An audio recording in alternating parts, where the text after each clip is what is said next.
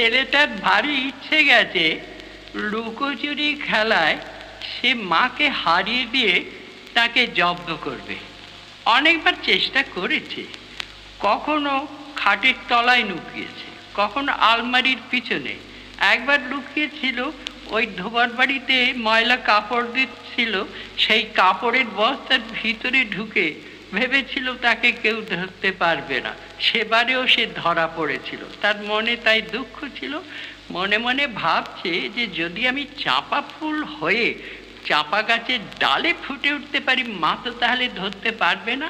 বসে বসে মাকে সেই মনের বাসনাটা সে শোনাচ্ছে। এই ব্যাপারটা হলো এই, আমি যদি দুষ্টুমি করে চাপার গাছে চাপা হয়ে ফুটি, ভোরের বেলা মাগো ডালের পরে কচি পাতায় করি লুটোপুটি, তবে তুমি আমার কাছে হারো। তখন কি মা চিনতে আমায় পারো? তুমি ডাকো খোকা, কোথায় ওরে? আমি শুধু হাসি চুপটি করে। তখন তুমি থাকবে যে কাজ নিয়ে, সব আমি তা দেখবো নয়ন মেলে। স্নানটি করে চাপার তলা দিয়ে আসবে তুমি পিঠেতে চুল ফেলে, এখান দিয়ে ওই পুজোর ঘরে যাবে, দূরের থেকে ফুলের গন্ধ পাবে। তখন তুমি বুঝতে পারবে না সে তোমার খোকার গায়ের গন্ধ আছে।